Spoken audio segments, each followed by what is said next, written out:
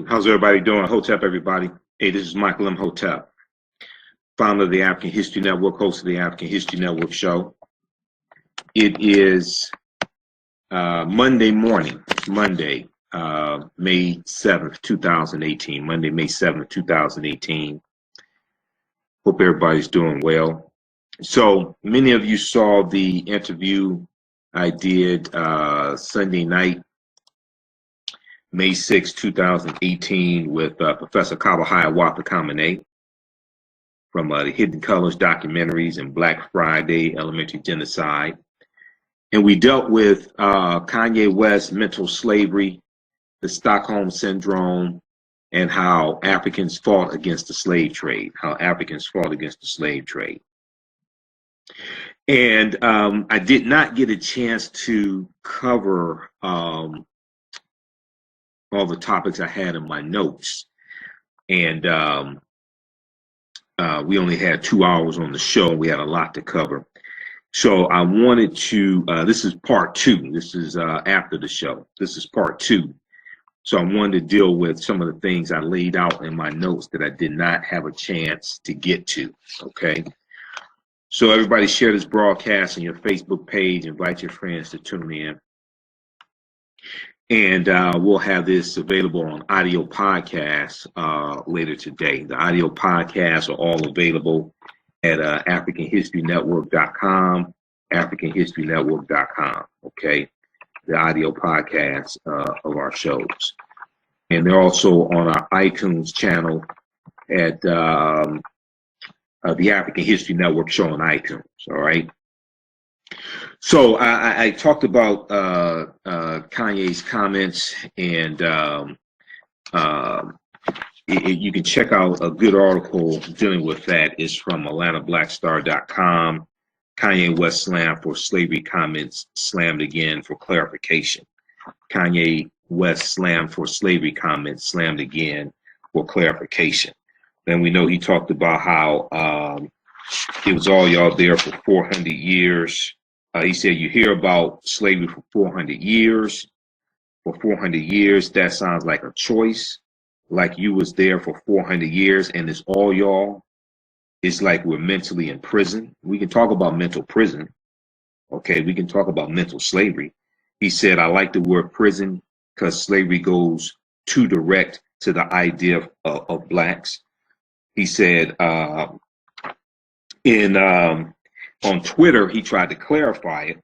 And there were a series of tweets that he deleted. I read all of his tweets on Twitter. He said, to make myself clear, of course, I know that slaves did not get shackled and put on a boat by free will. My point is that this is extremely important. This is what we dealt with Professor Kaba tonight. And you can go back right here on our fan page, the African History Network. You can listen to that entire interview, because unlike a lot of people commenting on this topic, and unlike a lot of people commenting on slavery, Professor Kaba Kamene is a trained historian. 99.9% of the people who are commenting and putting this nonsense out here are not trained historians, have no clue what they're talking about. Kanye on Twitter said, my point is for us to have stayed in that position, even though the numbers were on our side, means that we were mentally enslaved. They cut our tongues so we couldn't communicate to each other. I will not allow my tongue to be cut. Number one, in the U.S., the numbers were not on our side. The U.S., we were grossly outnumbered and grossly unarmed. We were outnumbered 5-1, 6-1 when you look at basically census reports from, and if you look at Before the Mayflower by Lerone Bennett Jr., Before the Mayflower by Lerone Bennett Jr., in the back of the book, when he has a chronology of history, he lays out, he goes year by year, starting with 1790, first census taken in 1790. We were grossly outnumbered here in the U.S. This is something people don't understand about history. And we were largely unarmed also. But there are various ways in which we resisted, okay? I've done 2 other broadcasts dealing with this. The first one was, I think the day it happened, May 1st, and there's another one, May 2nd and May 3rd. Go watch those. They're on our YouTube channel, Michael Imhotep, IMHOTEP on YouTube. And also here on our Facebook fan page, The African History Network, The African History Network, okay? How's everybody doing? Is checking in. If you like this type of information, you want to support the African History Network, you can donate to the African History Network. That helps out a lot. It helps us to keep doing the research, keep broadcasting, pay the bills. PayPal.me. We just posted the link here. PayPal.me, PayPal.me/The AHN Show. Stands for African History Network Show, The AHN Show. We just posted the link there. Or go to AfricanHistoryNetwork.com. Click on the yellow PayPal button right on the homepage. You can order our DVD lectures as well, because we have the bundle pack going on, the 8 DVD Black Panther bundle pack going on right now. It's still on sale, $80, regularly $130. And you get 2 of my presentations then with Black Panther, some other stuff, and 3 documentaries as well. Okay. All right. So, so this is extremely important, because even in his clarification, he still continues to state non-accurate information about history, which is problematic. Okay, now, and then he added in another set of tweets, he said, Kanye versus the media is modern day Willie Lynch theory. They hung the most powerful in order to force fear into others. This happens sometimes. They can no longer stop our voice. The Nat Turner movie never made it anywhere because it showed slave revolt, slaves revolting. I understand why my god brother Puff calls this network Revolt. Willie Lynch never historically existed. Willie Lynch never historically existed. The Willie Lynch letter has been proven to be a fraud. Just like the quote from Harriet Tubman, the quote attributed to Harriet Tubman, I freed 1,000 slaves. I could have freed 1,000 more if they had only known that they were slaves. There's no primary source for that. That's been basically proven to be a fraud also, a fake. Read the article from HuffingtonPost.com. Kanye West tweets fake Harriet Tubman quote after saying slavery was a choice. Kanye West tweets fake Harriet Tubman quote after saying slavery was a choice. This is not an attack on him. We're dealing with the accurate historical information, okay? I've used the quote in the past, and in researching that quote, I could never find a primary source, so I was always skeptical of the quote, okay? So, but I don't use it anymore. All right. Okay, so check that out. Check out that article as well. And then Snopes.com has a really good article. Did Harriet Tubman say I freed 1,000 slaves? Did Harriet Tubman say I freed 1,000 slaves? They deal with the history, and they're citing historians. Okay, they're citing trained historians. They're citing historians who wrote books about Harriet Tubman. Okay, breaking this down. All right. So we have to be very, very clear on this. Okay, I'm posting a link to the article there from Huffington Post, HuffingtonPost.com. All right, brother. You and I had conversations yesterday as well as today, and when you heard, let me start out with this. When you initially heard Kanye West's statements from the interview from TMZ, the interview that he did with Charlamagne the God, I think it was like April 18th, but it was just released this week. That's a crazy interview also, some things, okay? But when you heard his initial statements, especially on slavery, what did you think? Well, I thought, like I've always thought, that there was a lack of wisdom and knowledge in terms of the concept and the way in which he uses words. You see, as a teacher, I'm very concerned about words and how you use them, because I realize the power of words. And I also realize the importance of the context in which you're using the words. Okay. And when I first heard it, and then I saw the TMZ piece where the brother Van was talking to him. Yes. Okay, I saw that also. Yes. And what I think is very important is something that you said, and I think that all of us, myself included. Okay. That statement about Harriet Tubman, about freeing thousands of slaves and would have freed thousands more had they only known that they were slaves. Right. I've used that myself. Yes.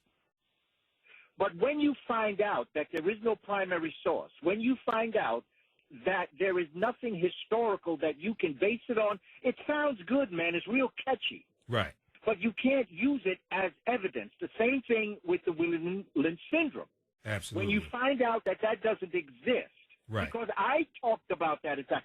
from when I first was introduced to that concept through Minister Louis Farrakhan. Yeah, Million Man March, 1995. Absolutely. There we go. That's when I was first introduced to it. It sounded great. It sounded interesting, and I used it. But when I did my research, I realized that it was not historically correct. Absolutely. The same thing with John Hanson. Absolutely. Okay? When you find out something is not correct historically, it is your obligation not only not to use it again, but to put in check, because people who know that you're not telling historical accuracies will then accuse everything you say to be as wrong as you continuing to repeat something that is not correct. It is our obligation. Just as I've used it, and I've used other things, when I've done the research, I find out that it doesn't go along with historical accuracy, I stop using it, and I will recognize the fact that, okay, I respect the fact that you're using it. It sounds good, but guess what? John Hanson never existed, as you say he existed. Right. Well, there were two John Hansons. But he wasn't a black man. Not the one that was president. It was the white. The white senator from Maryland was president of the Continental Congress. The black John Hanson was senator of Liberia. He comes later on. It's a whole different conceptual framework. Right. And you can't confuse it. And when you find things out, the same thing goes for all of our history. Yes. As it relates to Malcolm X, as it relates to Martin Luther King, it goes back to what Dr. John Henry Clark told me. Don't put me on a pedestal. Right. Because the higher up you put me, the further I'm going to fall when you find out I'm a human being. Exactly. And so we tend to use these terms, and we're afraid to admit that is not correct. And that's something Dr. Ben taught me. He said that he doesn't have any qualms about saying, I don't know. Right. So just so people know who are listening, who don't know who Dr. Ben is, you're talking about Dr. Yosef Ben Yakinen, one of our great Grandmaster Scholar warriors who was an Egyptologist, okay, and a pioneer in the field. Go ahead. The dean of chematology, as far as I know. Yes. Powerful brother. But what he did, he was talking about the fact that there's so much more that we have to learn. There's so much more out there that we have to get more accurate. That as we're moving through this process, what science does, it allows you to put forward a hypothesis. The idea of the scientific method is you put forward a question, and then you begin to collect and gather your information. Mm-hmm. Out of that, you create a hypothesis, an idea. You develop a concept, and then you develop experiments that will either prove or disprove your hypothesis, and then you draw a conclusion. Right. And that's very healthy. It's healthy to do that. And so as I observed the words of our brother Kanye West, what I said was, okay, let's ask a question. Mm-hmm. And then let's gather the information. You see, and go through the scientific method. And when you come up with your conclusion, he is unfound. Absolutely. Now, I'm not going to attack him as an individual, right, but certainly I'm going to tell you that what he said ain't correct. Absolutely. And we have to be healthy enough to be able to express that and not get angry and not get emotional and then get into it, because personally I found it a wonderful opportunity to explore what enslavement was. Absolutely. How it happened. Right. And how the conditions that we find ourselves in today. How can we still find ourselves in certain situations? Right. What does the word choice mean, and what are the dilemmas and the various degrees of choice? Right. Some people, we say, okay, I'm just going to choose it now so I can get over, and once I get there, then I'm going to get real. Some people use that kind of choice. Okay, now, so going for my notes for the show, because I didn't get a chance to get into everything. I only had 2 hours. I only had actually about 1 hour and 40 minutes with Professor Kaba Kamene last night, or yesterday. So I said that, so the topic was Kanye West, mental slavery, the Stockholm syndrome, and how Africans fought against the slave trade. And you've seen some of my Facebook, a lot of people have seen my Facebook post and commented on it, where I said half the people who said they would have done, who said what they would have done during slavery. Half the people who are saying now what they would have done during slavery won't even boycott the NFL for Colin Kaepernick. Okay, won't even boycott the NFL for Colin Kaepernick, and they're saying they would have been with Harriet Tubman, they would have been with Nat Turner and all this stuff. And Nat Turner, Harriet, especially Harriet Tubman would have had to dispose of a lot of these people, because when times got hard, these people would have turned Harriet Tubman in for the $40,000 bounty that was on her head. She had a $40,000 bounty on her head. Okay, she was such a threat. All right, and this is in the 1850s. Okay, so I said that Kanye should have said slavery was a choice for white slave owners. Slavery was a choice for white slave owners, because he did not denounce in his interview with TMZ. He did not denounce white supremacy. He did not denounce Donald Trump, which he said he did not denounce any of Donald Trump's harmful policies towards African Americans.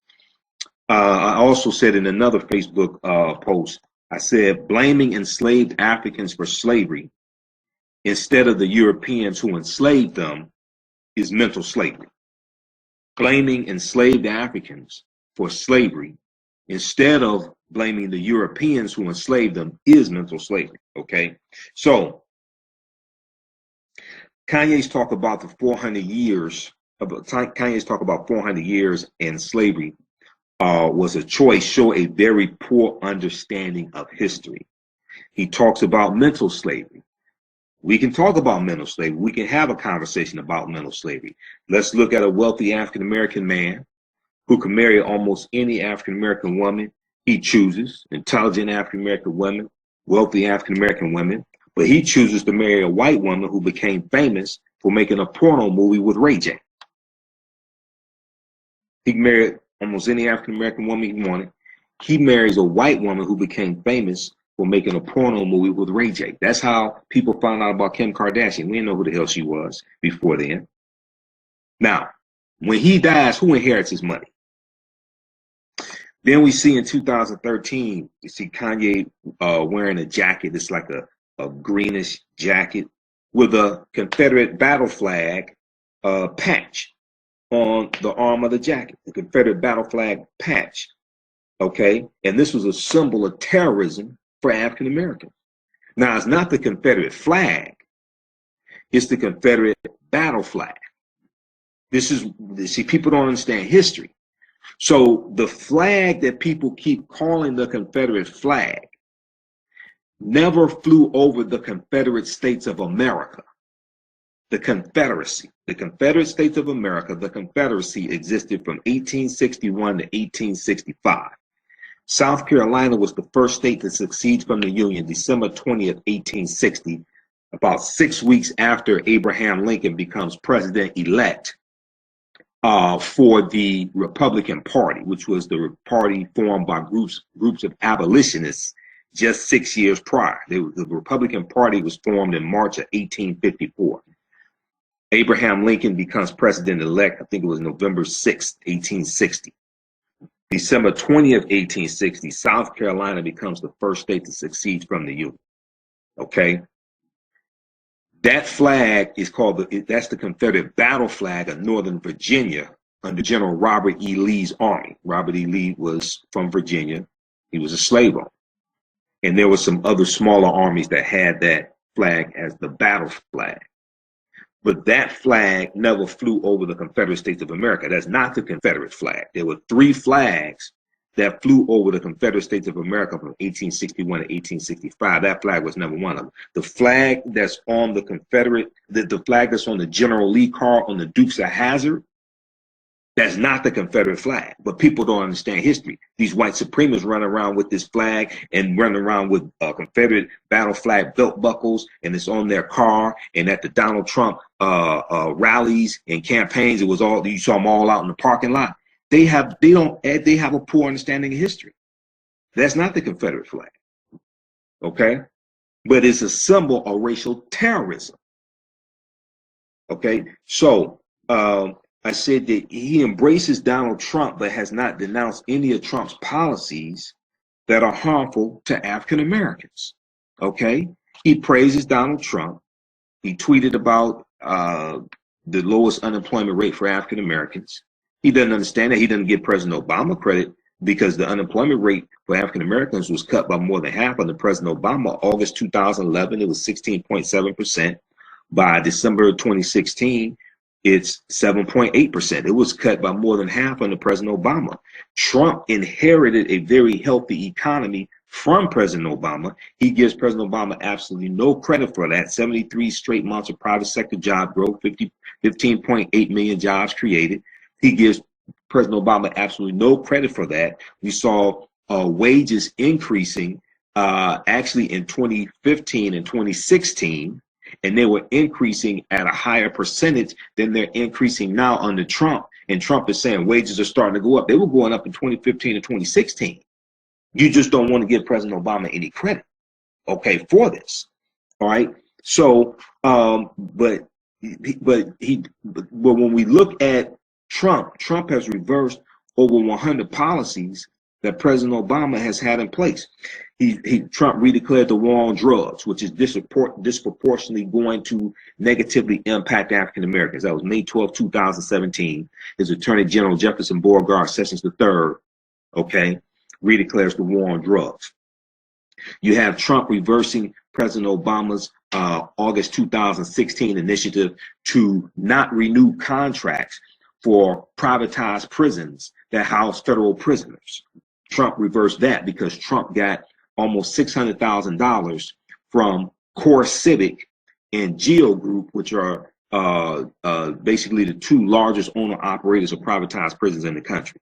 Okay, under Trump's administration, they're gutting they've cut back on funding, and they're gutting the Civil Rights Department at the Department of Education, the Department of Justice, Environmental Protection Agency. Okay, there's a whole host of policies that Trump is put in place that are very negative, as well as him nominating very young conservative white male judges to the federal bench, and these are lifetime appointments. Okay, that is extremely that's going to be devastating as well. Okay, so there have been a number of policies here, and then we look at Republicans who are now, we look at the $1.4 trillion tax cut, okay, which is going to be very harmful for African Americans. And the 83% of the benefits are going to the top 1%. So now what Republicans are doing, which was the goal all along, now they're saying, okay, to pay for this $1.4 trillion cut, they're supposed to be the party of the fiscal conservatives. To pay for this, now we have to gut Medicaid. We have to gut Medicare. We have to reduce WIC and reduce food stamps and things like this. This is, and they're trying to gut Social Security as well. This is all going to disproportionately negatively impact African Americans. We see the Department of Justice, Jefferson Beauregard Sessions III, Attorney General, said they're not going to do, he's backing off of doing investigations into the patterns and practices of police departments. There were 25 investigations into the patterns and practices of police departments under the Obama administration. That's more than any of the previous administrations, and this led to 14 or 15 consent decrees. They're taking a hands-off approach on police brutality, police misconduct. They're not holding police basically accountable for anything. Okay, there's a total change in these policies. They're trying to end the Affordable Health Care Act.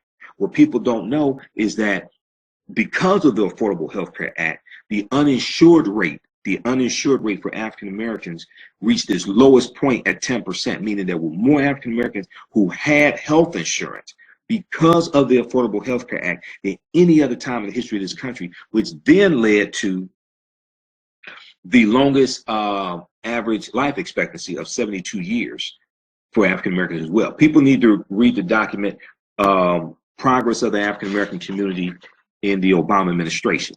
Progress of the African American community in the Obama administration. Most people, I see people posting on Facebook, I see people commenting, okay, 99.9% of the time, they don't provide any factual evidence. And they don't provide this document that I'm going to post the link for. It's at whitehouse.gov, and it shows how various policies for President Obama had a positive impact on African Americans, and these are being attacked and reversed under Trump. So Kanye has not denounced any of this. Kanye has not denounced any of this. He talks about free thought. He talks about being a free thinker. He has not denounced any of that. We posted that there. That's from WhiteHouse.gov, Progress of the African American Community in the Obama administration. Okay, he doesn't denounce Trump when he attacks Jamel Hill, who was on ESPN. Jamel Hill, when he attacks African Americans, when he attacks African American football players taking the knee, and he calls them SOBs, things like this. Okay, and he wears a "Make America Great Again" hat, which is a symbol of racial terror as well. All right. And so then when Trump was asked, he was asked in an interview in the New York Times, what period of time was America great that you keep talking about? This was during the campaign, 2016. There was an article from CNN.com, because I have my notes. These are my notes for the show, but because I was interviewing Professor Kaba Kamene tonight, I did not get a chance to get deep into my notes. So this is part 2 of the African History Network show from Sunday, May 6th. This is the after show, me going through my notes. So there's an article from CNN.com for March 28th, 2016. This is during the campaign, okay, the presidential campaign. Donald Trump reveals when he thinks America was great. Donald Trump reveals when he thinks America was great. This is written by Gregory Craig, K-R-I-E-G. And this excerpt from the article says, Trump has an answer. Trump has an answer. In an interview with the New York Times published Saturday. Now, he keeps talking about the fake New York Times, but he does interviews with the New York Times, the failing New York Times, the fake news New York Times, but he does interviews with the New York Times. In an interview with the New York Times published Saturday, the real estate mogul was asked when the country last reached the GOP frontrunner's lofty idea, as a reporter asked, when do you, quote, you think the United States last had the right balance, either in terms of defense, footprint, or in terms of trade, end quote, okay? And the answer, Trump explained, was during the periods of military and industrial expansion at the onset of the 20th century. So this is the early 1900s, the onset of the 20th century, and again in the years after World War II, okay? After World War II. So World War II ends in 1945, all right? He said, quote, if you look back, it was really, there was a period of time when we were developing at the turn of the century, 1900, early 1900s, which was a pretty wild time for this country and pretty wild in terms of building that machine. That machine was really based on entrepreneurship. Now, Trump also pointed to the late 40s and 50s, a time when he said, quote, we were not pushed around. We were respected by everybody. We had just won a war. We were pretty much doing what we had to do, end quote, okay? Now, you may not have been pushed around, but African Americans were being pushed around.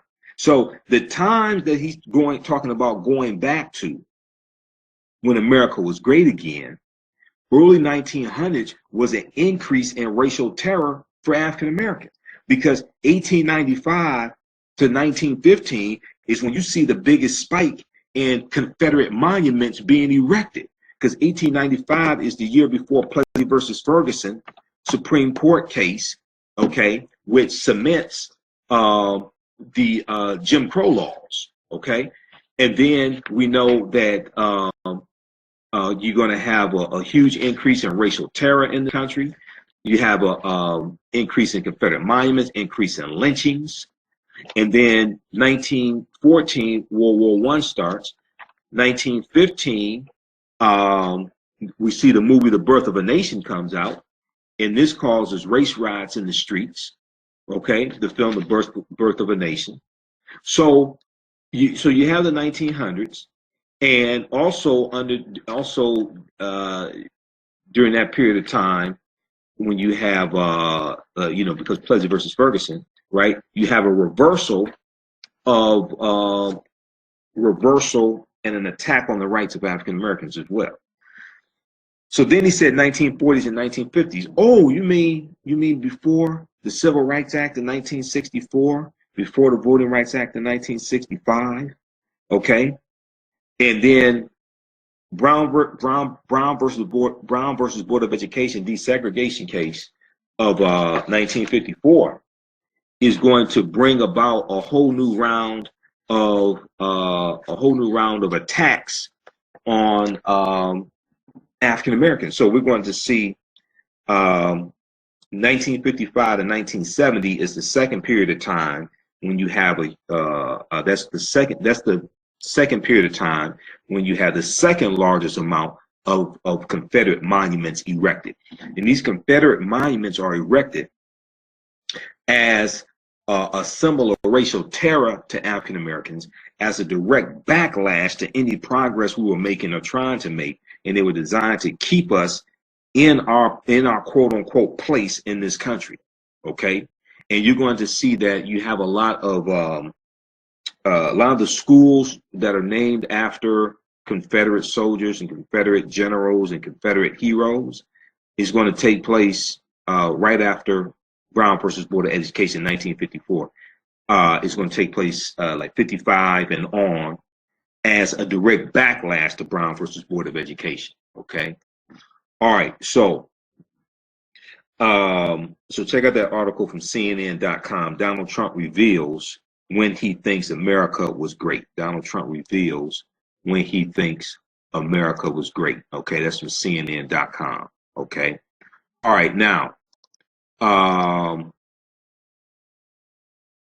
so that's not, so I go on to say that's not free thought. That is called the Stockholm Syndrome. Okay. That is called the Stockholm Syndrome. Now, Stockholm Syndrome is a psychological response wherein a captive begins to identify closely with his or her captors, as well as with their agenda and demands. The Stockholm Syndrome is a psychological response wherein a captive begins to identify closely with his or her captors, as well as with their agenda and demands.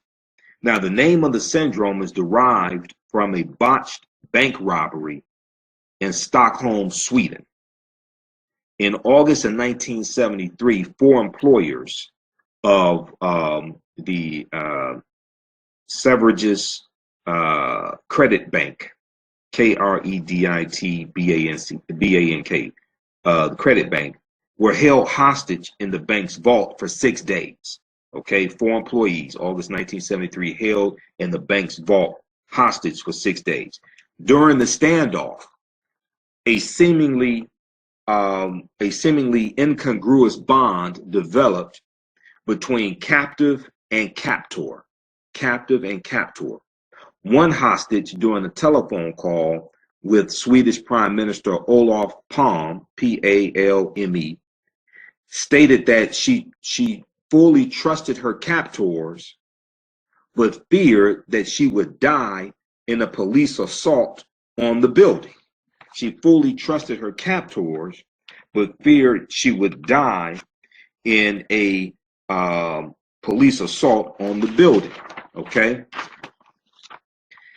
Now, the most infamous example of the Stockholm Syndrome may be that involving kidnapped newspaper heiress Patricia Hearst, or Patty Hearst, Hearst. In 1974, some 10 weeks after being taken hostage by the Symbionese Liberation Army, the SLA, Symbionese Liberation Army, SYMBIONESC, Patty Hearst helped kidnappers rob a California bank. This was 10 weeks after being taken hostage. Okay, this is one of the most famous examples of the Stockholm Syndrome.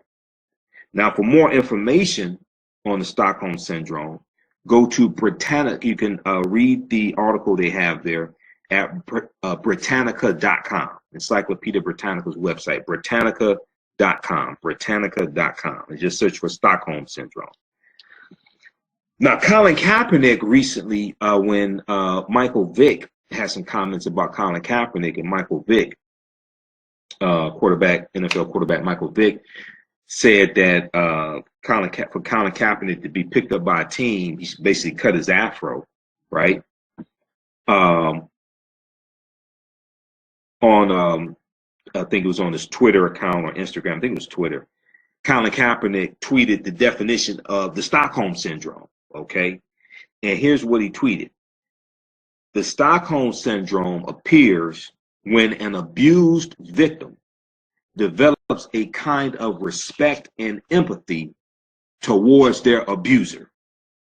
When an abused victim develops a kind of respect and empathy towards their abuser. It was named after a bank robbery in Stockholm when a group of bank employees were held hostage and developed a strong sense of empathy towards their captors. When this traumatic event was over, they even defended their captors by not wanting to say anything that might endanger their captor's freedom. This usually happens because the victim sees the smallest act of decent behavior as an extracted event, which makes them see their captor as essentially good. Okay? And this is why Sunday Night Show was entitled Kanye West, Mental Slavery, the Stockholm Syndrome, and how Africans fought against the slave trade. Because Kanye, I know he's dealing with mental issues, never got over the death of his mother. He's dealing with opioids and all this stuff, and his reps, I've seen articles where his reps are interviewed and they're saying he's off his medication. They're attributing a series. He didn't just start tweeting crazy on May 1st, a series of crazy tweets, okay? They're attributing this to him being off his medication. What medication was he off of when he married Kim Kardashian, a white woman who became famous for making a porno movie with Ray J? Now, the medication probably has an influence, and he needs help. I hope he gets help. But what meds was he off of when he married Kim Kardashian? But look at this. This usually happens because the victims see the smallest act of decent behavior as an extracted event, which makes them see their captors as essentially good. Donald Trump is my friend. Lowest unemployment rate for African Americans in history. And ignore all this other stuff from Trump. Ignore the blatant white supremacy. Ignore Trump surrounding himself with white supremacists. Jefferson Beauregard Sessions III, who's the Attorney General. Stephen Miller, one of his top advisors. Stephen Miller's mentor when he was at Duke University is Richard Spencer, a white supremacist named Richard Spencer. Richard Spencer is the founder of the National Policy Institute. Richard Spencer is the one who coined the term alt-right. This was Stephen Miller's mentor when Stephen Miller was at Duke University. This is one of Donald Trump's top advisors. Sebastian Gorka, who they had to let go of. He couldn't pass a background check. Okay? Known white supremacist Sebastian Gorka. Stephen K. Bannon, who was running Breitbart, another white supremacist. Okay? And was Trump's campaign CEO for a time when Paul Manafort had to leave because the heat was getting too hot on Paul Manafort. And we see Paul Manafort has been indicted. Okay? So you ignore all this other stuff. You ignore all these rampant attacks on African Americans. Okay? And then you look at act of kindness. That's the Stockholm Syndrome. And you identify with your captor. This way, they leave aside all the negative behavioral distinctions of their captors and focus on the positive ones. This syndrome is also called traumatic bonding or victim brainwashing. Traumatic bonding or victim brainwashing. Another form of victim brainwashing is when you blame the victim for what the captor is doing to them. So when you blame Africans for their condition during slavery, as opposed to blaming the ones who put them in that condition. Okay? This is why I said blaming enslaved Africans for slavery instead of the Europeans who enslaved them is mental slavery. That's a form of the Stockholm syndrome. Because it was Europeans who controlled the slave trade. Okay? When you read the article from Dr. Malefe Kete Asante, and I mentioned it briefly on the show Sunday night, okay? Henry Louis Gates is wrong about African involvement in the slave trade. This is from Dr. Malefe Kete Asante, one of our top scholars in African history. He heads up the Afro-American Studies Department at Temple University. He's the chair of the department. I've interviewed him before in the African History Network show. Prolific author. He's written over 70 books. Okay. He's a trained historian. Brilliant brother. Asante, Malefe Kete Asante. And Asante, in his article, he dispels the myth because he wrote this article in response to Dr. Gates' article, his op-ed article he wrote for the New York Times, April 23rd, 2010, called Ending the Slavery Blame Game. Now, Dr. Gates does write some good articles for theroot.com. I read his articles. I've read dozens of his articles, but he is wrong when it comes to culpability for the transatlantic slave trade, because Gates is also an apologist for Europeans. This is how, because like when you look at his African Americans, Many Rivers to Cross, and these specials he has on PBS, see, this is financed largely by Europeans, white corporations, things like this. So what he does is he puts basically equal blame on Africans for the transatlantic slave trade as well as Europeans. But the real history is something to the contrary. It was Europeans who controlled the slave trade. So Malefe Kete Asante, in his article, he talks about how, he says, first we must get the terms of the argument straight. There is no African slave trade, no transatlantic slave trade. He said there is only European slave trade across the ocean, and there is the Arab slave trade across the desert, because Arabs were enslaving Africans hundreds of years before Europeans were doing this, going back to 8th century AD in East Africa. He said, I say European slave trade because the motive for kidnapping and transporting Africans across the ocean was a European initiative. The motive for kidnapping and transporting Africans across the ocean was a European initiative. Okay. How's everybody doing? All right. Everybody share this broadcast on Facebook. Invite your friends to tune in also. Okay. Hey, this is Michael Imhotep, founder of the African History Network, host of the African History Network show. Talk show host, researcher, lecturer, and writer. And Sunday night on the African History Network show, I interviewed Professor Kaba Kamene, one of my teachers. And we talked about, we were setting the record straight, and we were dealing with real history of the transatlantic slave trade, okay? And dealing with Kanye West comments, things like this, right? And did not get a chance to get to all of my notes here. All right, so this is part two. This is part two of that conversation. All right, so and so if you like this type of information, be sure to visit our website, AfricanHistoryNetwork.com, AfricanHistoryNetwork.com. All right, you can order our DVD lectures. If you want to donate to the African History Network, that helps support the African History Network. Okay, PayPal.me, PayPal.me / the AHN show, PayPal.me / the AHN show. Okay, all right, so let's continue here. Just a second here. Okay, all right, so let's continue. He said that Dr. Asante said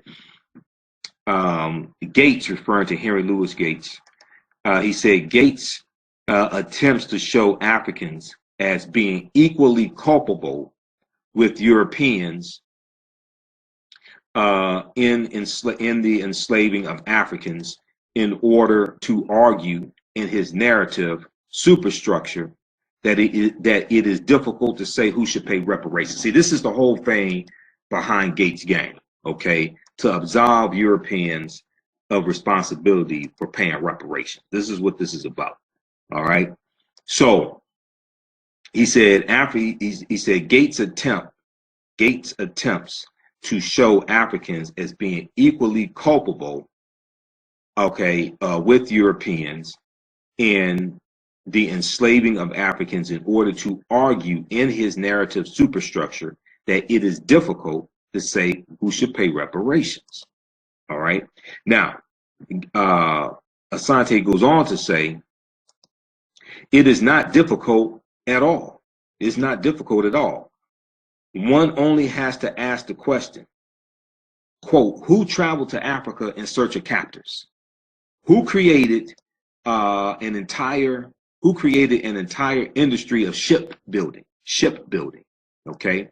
Who created an industry of insurance, outfitting of crews and ships, and banking based on the slave trade? Who benefited enormously? From an evil and vile project of human kidnapping? Okay, what exclusively? He said, what countries held the asiento from the Catholic Church and the King of Spain for regions of Africa used exclusively for capturing Africans? Okay, so when you understand this, it's clear. Okay, when you understand this, it's clear. This was Europeans controlling this. It wasn't Africans. Okay, but we get blamed for our own oppression. We get blamed for our own oppression. We get blamed for our own Holocaust. All right. So check out this article from Dr. Malefe Kete Asante. Go to asante.net, ASANTE, asante.net. Name of this article: Henry Louis Gates is wrong about African involvement in the slave trade. All right. You can read the rest of that. Okay, so going back to my notes here from Sunday night show. And let me see. We'll post a link here.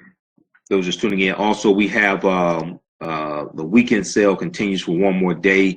The 8 DVD Black Panther bundle pack at AfricanHistoryNetwork.com. You get 2 of my presentations dealing with the film Black Panther, and also 3 documentaries, including 1804, dealing with the history of the Haitian Revolution, and Elementary Genocide Part 3, dealing with fighting against the school to prison pipeline, Black Friday Part 2. I'm in both of those documentaries.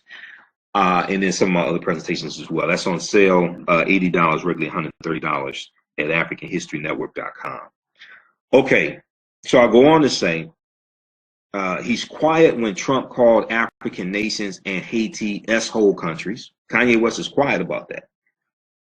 When Trump called African nations and Haiti S-hole countries. He's quiet when Trump attacks African-American football players in Jamel Hill, etc. Kanye wants to be a free thinker, but he says nothing about negative policies that Trump is implementing that negatively impact African-Americans. Okay, and I talked about the $1.4 trillion tax cut. He also said in an interview with TMZ, he talked about food stamps and African Americans voting for Democrats because of food stamps. But he says nothing about Republicans trying to cut the social safety net, actively trying to cut the social safety net and trying to reduce food stamps, reduce Medicaid, reduce Medicare. Well, people have to understand with people who are on food stamps, number one, majority of them are white, one. But two, 70% of the people who receive food stamps have jobs. They're called the working poor. So African Americans, okay, majority of African Americans who get food stamps work. And they're seeing this threat coming, trying to cut this. They're trying to move ahead. They're not trying to stay on welfare the rest of their lives. They're trying to move ahead. They see this threat, trying to actively trying to reduce it, actively trying to make things harder. So they have to work 2 jobs instead of 1. So they have to work 3 jobs instead of 2. Okay? But this goes undenounced by Kanye. He wants to talk about politics. He says he's not a politician, but then he wants to talk about politics and gets it screwed up, gets it wrong, and doesn't condemn those who are actively trying to attack and gut the social safety net. Okay, and Trump is part of that initiative.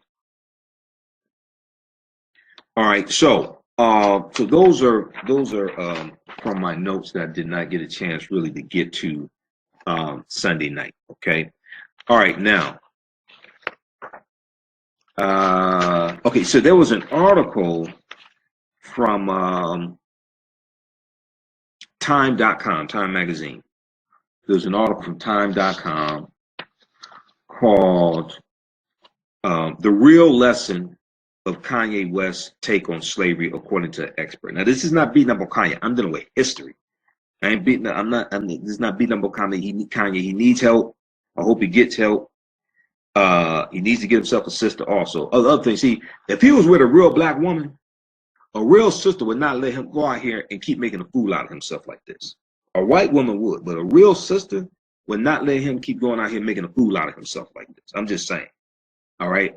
Tony Rock, Chris Rock's brother, Tony Rock, was on Sister Circle Live this past week. I think it was either Thursday or Friday, because I'm going back in my DVR trying to catch up.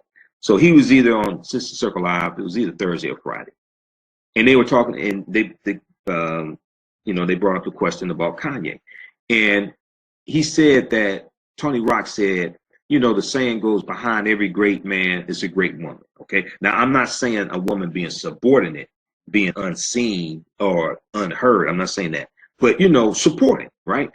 And he said, behind Barack Obama is Michelle Obama, a bad sister.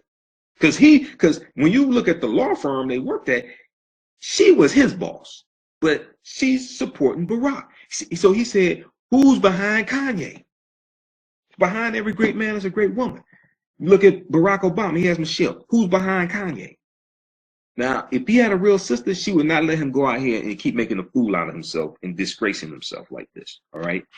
But this article here from Time.com, The Real Lesson of Kanye West's Take on Slavery According to an Expert. And in the article, it says that, they talk about a series of deleted tweets by Kanye. Of course, I know the slaves did not get shackled and put on a boat free will, all right? So it goes on to say, ironically, considering his clarified point about the enslaved not fighting back, because this is a myth. This is a myth propagated by Europeans, okay? Because if we knew we fought differently then, we fight differently today. If we knew we actively fought back against every step of the way. Africans fought against the transatlantic slave trade in Africa as well as in this country, every step of the way. There are various forms of resistance as well. If we knew we fought differently then, we fight differently today. Because we thought we did not fight back then, it reduces our ability to fight back today. And it causes also a hatred for our ancestors as well. We're dealing with myths, we're dealing with lies, okay? So, ironically, considering his clarified point about the enslaved not fighting back, Kanye West's version, quote, completely ignores the history of thousands of slaves who fled from slavery and rebelled against it, says Manisha Sinha, S-I-N-H-A, author of the book, The Slave's Cause, A History of Abolition. The Slave's Cause, A History of Abolition. Now, Sinha's scholarship looks at how fugitive slaves and other people of color played an active role in the end of slavery. How fugitive slaves and other people of color played an active role in the end of slavery. In the uproar over Kanye West tweets, she sees a lesson about a crucial but often overlooked part of that history, and a reminder that not only was slavery not a choice, but also, in fact, the enslaved made every effort to get out of it. So I wrote articles this past week interviewing historians. Not one of those historians said slavery was a choice. Not one of those historians said that the enslaved Africans did not fight back. That's an absolute lie. So when you deal with trained historians, you get a totally different answer, and they provide you with the evidence. And one of those primary sources are the slave narratives. So the people comment on social media, 99% of garbage. They have no clue what they're talking about. Quote, enslaved people fled for freedom whenever they got the opportunity, she says. When they did not have the right to vote, they voted with their feet. Okay, so then she goes on to say, Southern states, so just, the article goes on to say, Nat Turner and Harriet Tubman, to whom Kanye West compared himself, may remain two of the most famous examples of resistance among the enslaved, but they are part of a massive story that covers the whole history of slavery. For example, the shackles in which the enslaved made the Middle Passage journey are proof that physical restraints were seen as needed, she says. And when the Civil War began, thousands of enslaved people ran to the Union Army. You had between 186,000 fought in the Civil War, and the majority of them fought on behalf of the Union. Many of them were slaves. They were fighting for their freedom. They were fighting for the freedom of their children and their family members and future generations. In fact, how to deal with the growing number of runaway slaves was one of the key political battles that led to the Civil War. How to deal with the growing number of runaway slaves was one of the key political battles that led to the Civil War.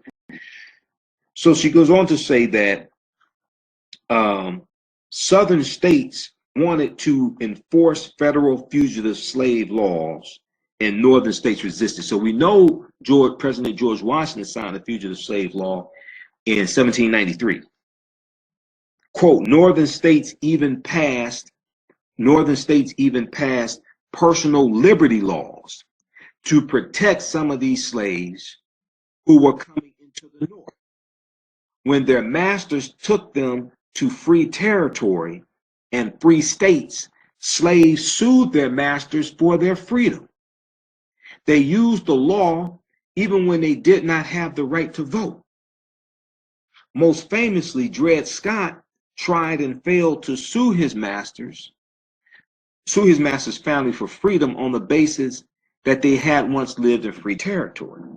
We go back to 1780, in Pennsylvania, the Pennsylvania Gradual Abolition Act, which stated that slaves who lived in the state of Pennsylvania for 6 months were automatically free.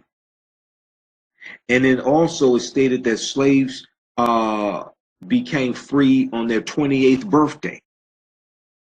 And this called the Pennsylvania Gradual Abolition Act caused a problem for George Washington, who comes from Virginia.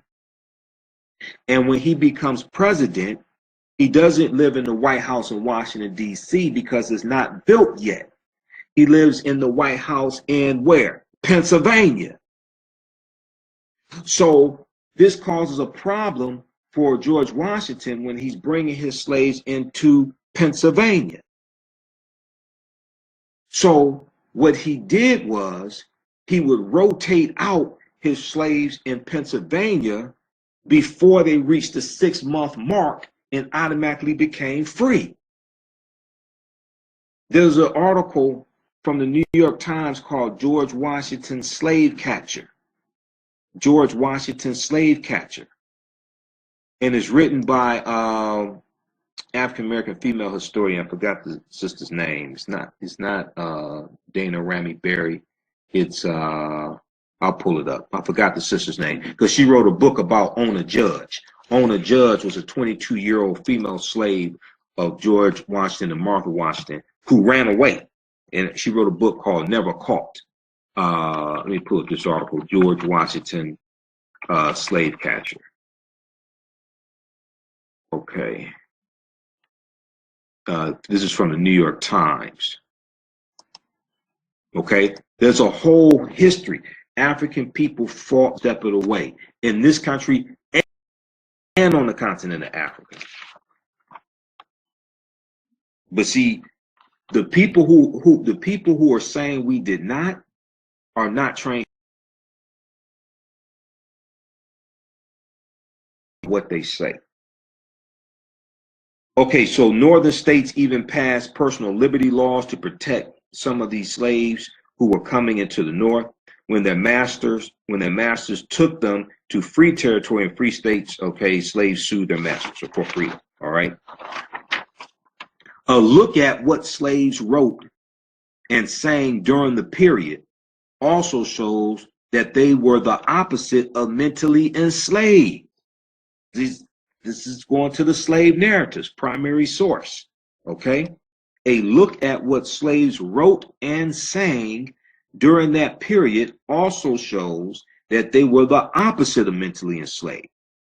Quote, Kanye West should read slave spirituals and black folk tales from the period of slavery that speak about the longing of enslaved people for freedom. His music stems from those slave spirituals. Kanye West's music stems from those slave spirituals. He ought to know that. He ought to know that even when blacks were enslaved, their minds were not enslaved. But though many did flee, more were not able to do so. The record shows that the most common runaways were young men without wives and without children. But slavery affected the whole family, and it was difficult to run away with young children in tow, because you ain't running with a map. You don't have a GPS. People have no clue. I mean, when slaves ran away, they didn't get a retirement party. There were wanted posters out for runaway slaves with a reward, with a bounty on their head. They oftentimes would send slave catchers out looking for runaway slaves. Okay? You weren't on vacation. And then you're trying to travel hundreds of miles, trying to get up north, trying to get away. You don't have a map. You don't know exactly where you're going. Now, in addition, those in the deep south had a longer trek, a longer journey than those who lived around the border or the border of free enslaved territories. So those who could not escape engaged in other forms of resistance on a regular basis, such as work stoppages, slowdowns, secret meetings, or feeding runaways, as Vanessa M. Holden, an assistant professor of history at the University of Kentucky, has explained to Time Magazine, Time.com previously. As Manisha Sinha, author Manisha Sinha adds, it's important to remember that despite the existence of areas where the enslaved outnumbered slave owners, despite the existence of areas where the enslaved outnumber slave owners, the demographics of the United States were not the same as a place like Haiti, which remains the rare example of a successful slave revolt. African Americans were an unarmed minority facing an armed majority. But see, a trained historian knows this. These other people talking this nonsense on Facebook about what they would have done if they had been back during slavery, half these people won't even boycott the NFL for Colin Kaepernick. And they talk about what they would have done back then. They would have been with Harriet. All this, Harriet would have had to dispose of half of them because they would have betrayed her and turned her in for the $40,000 bounty that was on her head. So you have to understand this. When you study the Haitian Revolution, one of the reasons why they were able to do what they did is because they outnumbered Europeans 10-1 in Haiti. It was 500,000 Haitians compared to about 50,000 Europeans that were there in Haiti. They outnumbered them 10-1. Okay? Here in this country, we were grossly outnumbered by Europeans. We were outnumbered 6-1, 7-1.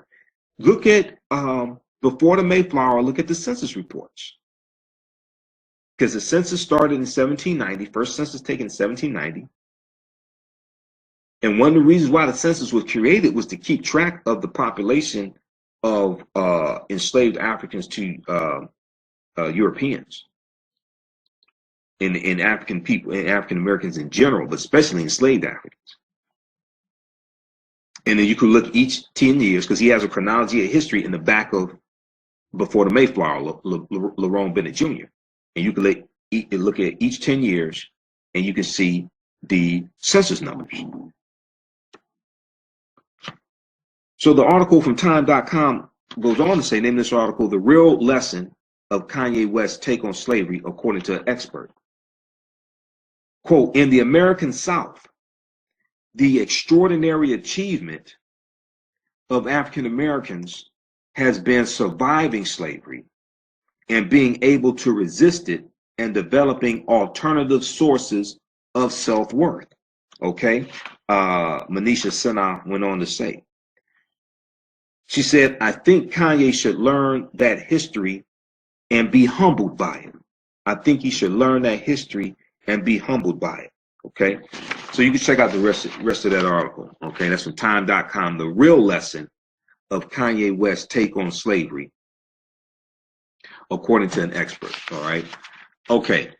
And then there's a link in that article when it talks about other forms of resistance. It talks about, let's see.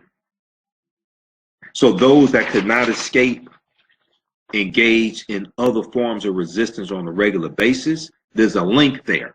Okay. You click on that link, it pulls up this other article from time.com called, hold on, let's see. Where is it? We'll pull it up here. It's an article dealing with the film The Birth of a Nation. Oh, fugitive slave. Okay. In the article where it says fugitive slaves and other people of color played an active role in ending slavery. Was it that one or the other one? Let me see. Hold on. I had it pulled up somehow. This jumped around and the article is not there, so I got to pull it up. Okay. So yeah, you click on when they talk about other forms of resistance on a regular basis. Okay. Pulls up an article from time.com, Nat Turner and the Forgotten Women Who Resisted Slavery. Because there were women involved in the Nat Turner Rebellion. It wasn't really talked about in the movie. There were women involved in the Nat Turner Rebellion. Okay, so this article from October 7th, 2016 deals with this, Nat Turner and the Forgotten Women Who Resisted Slavery.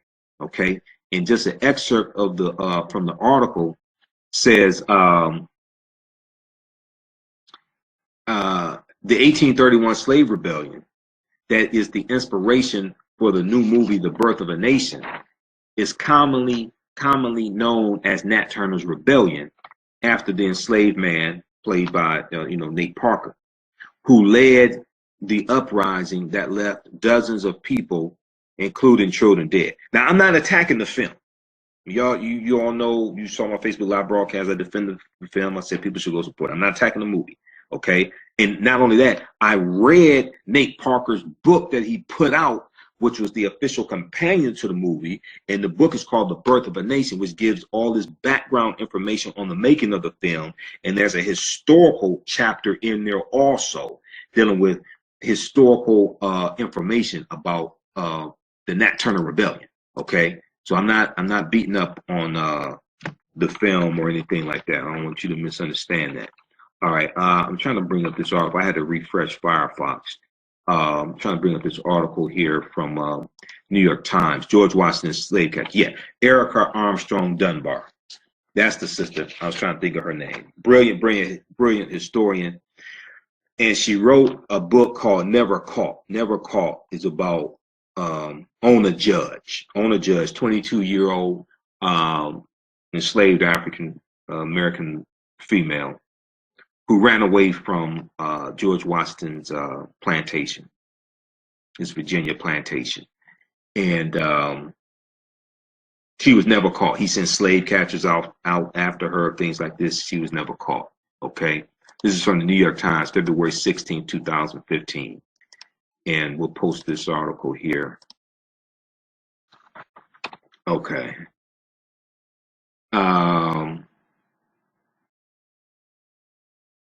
Okay, so,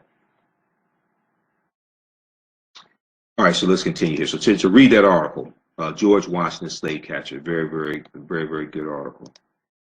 All right, now, okay, this one here about Nat Turner Rebellion. Okay, so, but there's another name for that historical event. There's another name for the Nat Turner Rebellion. It's called the Southampton Rebellion. The Southampton Rebellion, okay? Because it was Southampton County.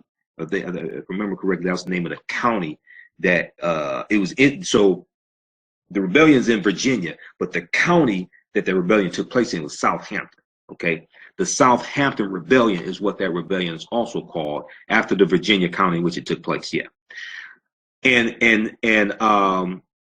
And says Vanessa M. Holden, Holden, an assistant professor of history at Michigan State University, who is working on a book about the topic.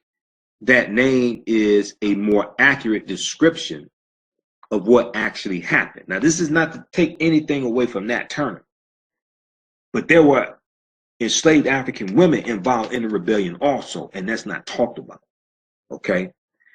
Though Nat Turner was the man whose name has gone down in history as synonymous with rebellion, the entire community was involved. The entire community was involved.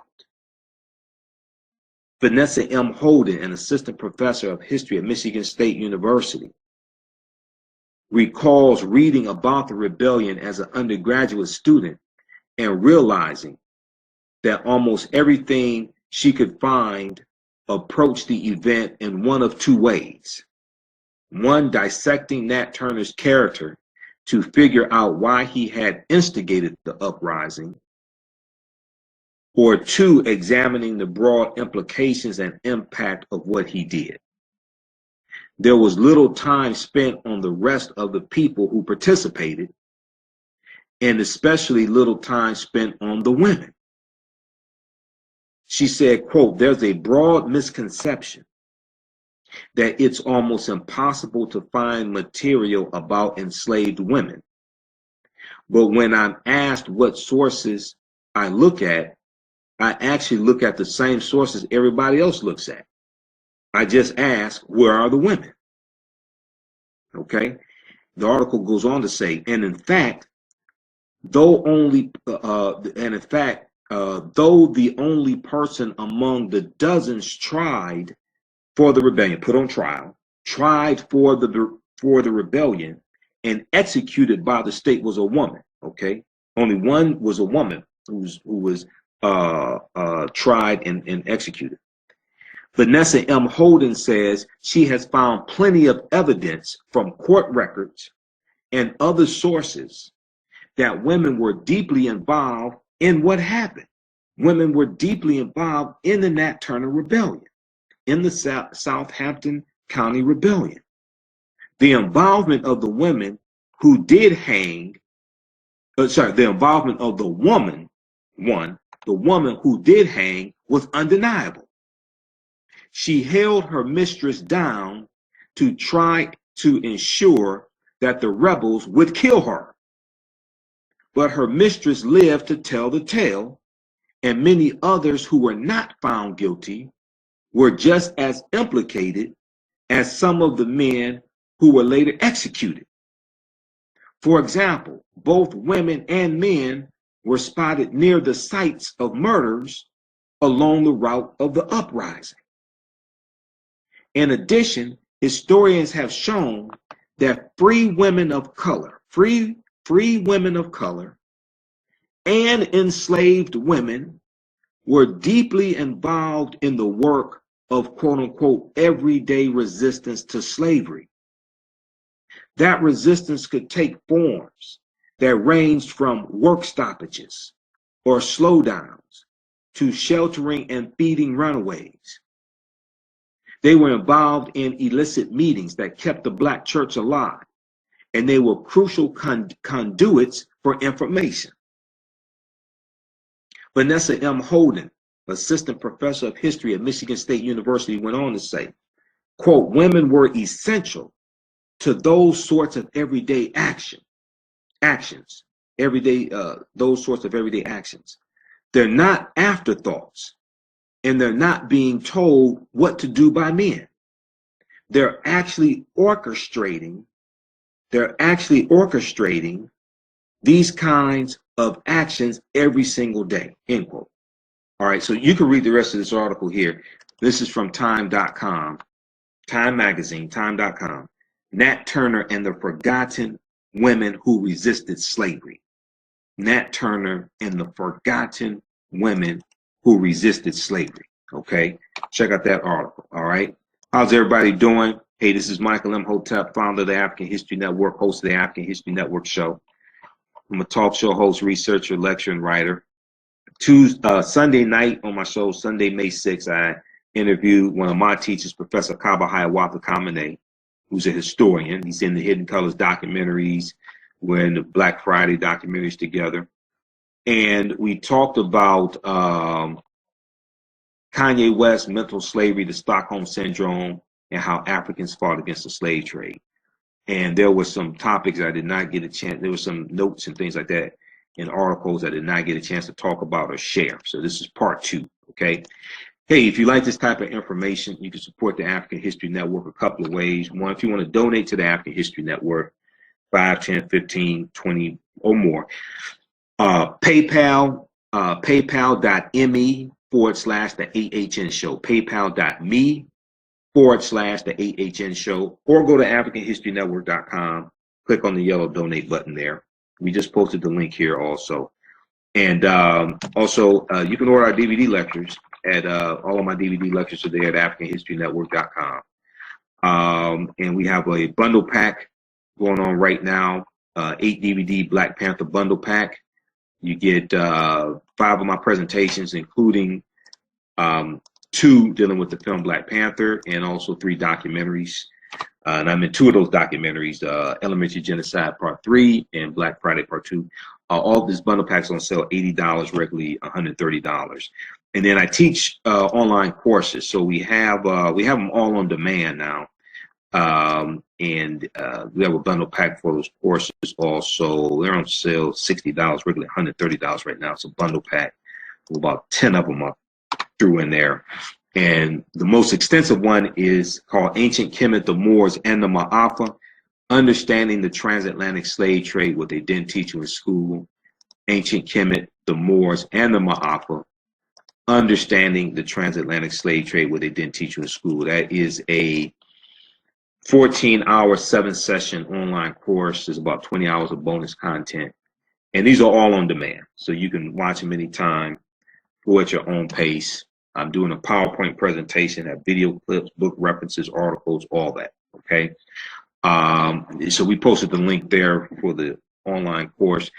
And then also you can go to AfricanHistoryNetwork.com, and it's right there on the home page as well. AfricanHistoryNetwork.com, all right? All right, let's go to some of your comments here, and we'll get out of here.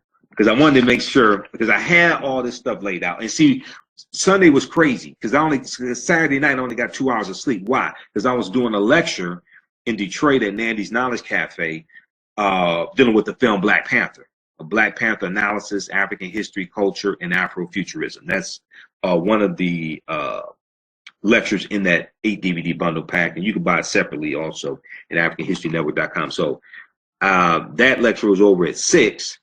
Then I had to pack up, come back home, get ready to drive to the radio station to do my radio show at 9 p.m. So I only had 2 hours of sleep. And I came home, fell asleep at my desk, and I said I wanted to do this second part of the show. All right, so it's been crazy. This is a shirt. So if you see this, if you saw Black Panther, you know this is Shuri. This is T'Challa's younger sister, his half sister, Shuri, his stepsister. Okay, so this is the shirt that I wore today at the studio for my show and for my lecture as well. All right, okay. All right, let's go to some of your comments and we'll get out of here. Okay, Janine, how you doing, Janine? Who we have? Michelle. He's done it. Go to the website.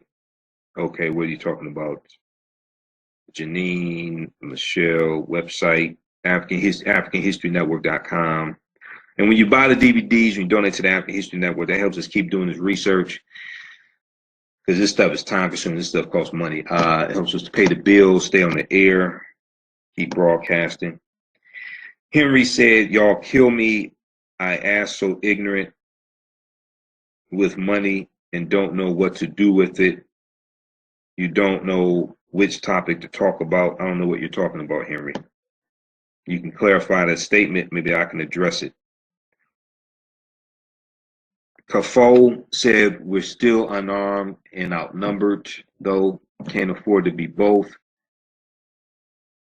Henry said, kick him to the curb. He's not the follower of Amun-Ra, or Amun-Ra, A-M-U-N or A-M-E-N. Amen is the hidden aspect of the sun as the sun is setting.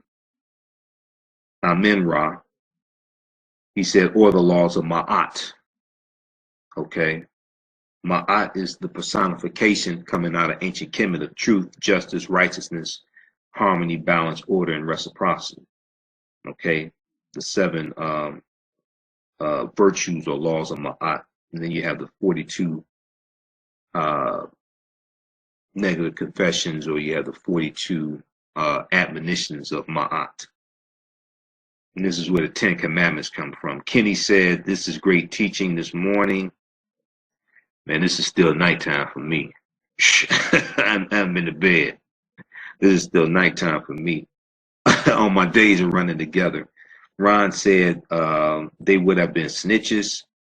Yeah, because I said, you know, a lot of these people posting on social media talking about what they would have done back during slavery, and they would have ran away. They would have been with Harriet Tubman. They would have been with Nat Turner, all this stuff. Half these people won't even boycott Starbucks. I mean, half these people won't even boycott Starbucks, won't boycott the Waffle House, but won't even boycott the NFL for Colin Kaepernick, okay? And during slavery, a lot of them would have turned. There was a $40,000 bounty on Harriet Tubman's head in the 1850s. $40,000. $40,000 is a lot of money today for a lot of people. $40,000 is a lot of money for me. But in the 1850s, you'd be like a millionaire. And for a black person to have $40,000 in the 1850s, you'd be like a billionaire. Okay. Janine said, because life is like the figure 8, hate you get what you give, what goes around comes around. It's universal law. It's called karma. God helps those who help themselves, but God helps those who get caught helping themselves. Okay. Kevin Hicks, all right. Indigenous Roots said never knew that. Peace and black love. Kenny said preach. Okay. Going through some of your comments. Kenny said, just explained this to a guy last night. All right. Ron Lewis.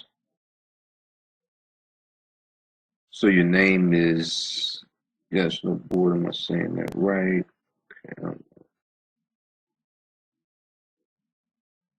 Okay, Yvonne. All right, I wanted to go through some of your comments because you all been on for some time. I want to make sure I got to some of your comments. Ron Lewis said, you know, it's possible to meet your maker and come back here with a spiritual awakening. All right. Okay, guys, look, we got to get out of here. Thanks for tuning in. We'll probably be back on sometime today. Follow us on YouTube, Michael Imhotep, IMHOTEP, Michael Imhotep on YouTube. And we have hundreds of videos, because it's about 700 now, videos there. So we put these videos here on YouTube as well, okay? And follow us here on Facebook, The African History Network, The African History Network. And click on the follow button so that you get the notification when we go live. Dr. Boyce Watkins broadcasts on our page as well. Also, for the video, let's see, I'm going to repost the video that I did with the video from last night, the interview with Professor Kaba Kamene. And you all know him from the Hidden Colors documentaries, things like this.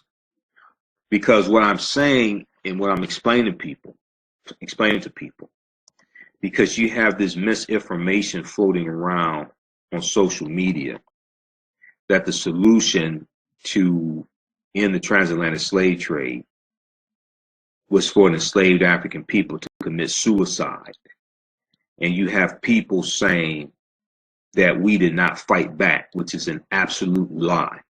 Now, a trained historian would never say anything like that. A trained historian would never say anything like that. So when you hear somebody say something like that, they're not a trained historian. Okay, and I said, here's my interview last night with historian and one of my teachers, Professor Kaba Kamene. Anyone who thinks that Africans did not fight against the slave trade is not a trained historian. We fought every step of the way in this country, in the Caribbean, and on the continent of Africa. Professor Kaba, what I wanted to do is, we got your initial response. So Kanye talks about 400 years of slavery, and he said it was all y'all for 400 years of slavery, and he said that sounds like a choice. Okay, so where is he talking about 400 years of slavery? Because I went through his statements, I can't find out which country. He didn't state a country. So I mean, what's going on here, Professor? Again, it goes back to a lack of information and knowledge. Because when you look at the entire scope of the experience, you've got to go back and understand. And you see, this is the other thing that I've done Facebook Lives. Yes. And I've developed concepts dealing with what we call episodic history and holistic history. Yes. And what Kanye did was episodic history. Yes. He took a window of time, and he took a picture. And what he expressed that picture to be was a reality that doesn't exist. It's actually an illusion. Correct. But what Van was saying, what I believe is that, and this goes for a lot of different folk who are given the microphone because of celebrity. Right. Their words, because of the nature of their celebrity, the people who hear them, the people who follow them, believe that because they're saying it, it's true. Right.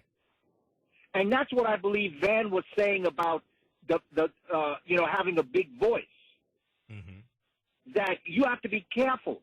You know, what people in his position should do is to either cite the historians that should be speaking on the issue with a big voice, right, so that they can lend their celebrity to the historians, such as Dr. Leonard Jeffries. Correct. One of my teachers. Yes.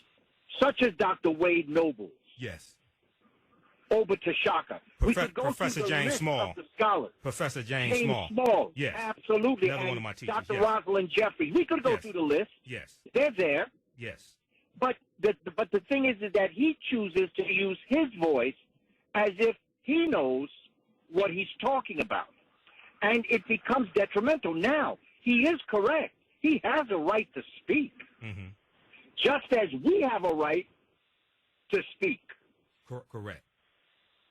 So that, everyone's got a mouth, and everybody has a right to speak. But there is an obligation, as the proverb says, if you do not, or if you have not done the investigation, you really have no right to speak. Absolutely. Absolutely. So that's, go ahead. That's basically what I see happening, because episodically, you just can't say 400 years. Correct. You have to go back in history and look at it holistically. Correct. So you have to look at the fact that slavery did not exist in Africa. Correct. Absolutely. Contrary to the popular word belief. Slave is a European. Yeah, go ahead. Repeat that. Say that again. The word slavery or slave comes from Slav. Yes. The great scholar J.A. Rogers points this out in his books. Yes. Africa's Gift to America, The World's Great Men of Color. He points from Superman to Man. He points out the fact that the first to be enslaved in Europe were the Slavic nations. Right. People that we don't call them like this today, but Yugoslavia, Czechoslovakia. Yes. That's where the word came from. Yes. And interesting, it means people of honor, which is a whole nother thing altogether. But so the idea of the enslavement of people did not exist as it existed through the European towards the African. There was servitude. A cultural servitude There was a system. social system of servitude. That existed in Africa. Yes. Well, it exists now. It's called being a maid or a butler. Now, you should check out this book here. This is by a sister who is a historian of the African diaspora. Okay? Her name is Sylviane Diop. I'm going to wrap up with this. So those that tuned out, you're missing this. You can go back and watch it. Okay? I talked about this last night on the show at the very end, because I only have 2 hours on 9:10 a.m. Superstation. I'm appreciative for those 2 hours. Okay? But I only have 2 hours. I need at least 3. But we try to do what we can with what we have, right? This sister's name is Sylviane Diop, D-I-O-U-F. I'm not exactly sure how to pronounce her last name. She's a historian of the African diaspora. I was doing some research and came across her book. The name of her book is called Fighting the Slave Trade.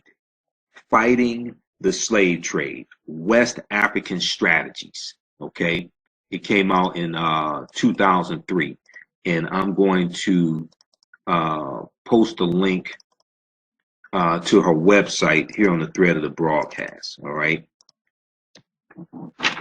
and I saw this on Amazon. If you go to Amazon.com, search for Fighting the Slave Trade, it comes up with the information, and it has the synopsis. Here's what it says. We'll wrap up with this. Just a second. While most studies of the slave trade focus on the volume of captives, how many were captured, and on their ethnic origins, the question of how the Africans organized their familiar and communal lives to resist and assail it, the transatlantic slave trade, resist and assail the slave trade, has not received adequate attention. Okay, and here we go. I have it. I still have the tab up from Amazon. Let me see here, and try to order this from your local African American book dealer if you can. Also, they can get it for you. Try to order it there. If not, it's on Amazon. All right. Okay. Okay, but our picture of the slave trade is incomplete without an examination of the ways in which men and women responded to the threat and reality of enslavement and deportation. Our picture of the slave trade is incomplete without an examination of the ways in which men and women responded to the threat and reality of enslavement and deportation. Fighting the Slave Trade is the first book to explore in a systematic manner the strategies Africans used to protect and defend themselves and their communities from the onslaught of the Atlantic slave trade and how they assaulted it. It challenges wide-held myths of African passivity and general complicity in the transatlantic slave trade, and shows that resistance to enslavement and to involvement on the slave trade was much more pervasive than has been acknowledged by the orthodox interpretation of historical literature. Focused on West Africa, the essays collected here examine in detail the defensive, protective, and offensive strategies of individuals, families, communities, and states. In chapters discussing the manipulation of the environment, resettlement, the redemption of captives, the transformation of social relations, political centralization, marriage, violent assaults on ships and entrepôts, shipboard revolts, the revolts that took place on board the ships. The Amistad of 1839 was not the only one. And controlled participation in the slave trade as a way to procure the means to attack the slave trade. Controlled participation in the slave trade as a way to procure the means to attack the slave trade. Fighting the Slave Trade presents a much more complete picture of the West African slave trade than has previously been available. Okay?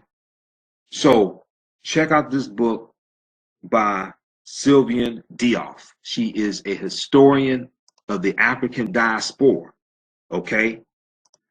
A trained historian would never say that African people did not fight against the slave trade in this country and on the continent of Africa. Only somebody who is not a trained historian would say something as ignorant as that. This is not, I'm not trying to insult anybody. I'm stating fact. Only someone who is not a trained historian would say something like that. Okay? And once again, her website, she has a number. I was on her website on Sunday doing some research on it. She has written a number of books. Her website is sylviandiouf.com. So I'm not sure if you can order directly from her. If you can, do that also. Order directly from her. You may be able to get maybe a better deal.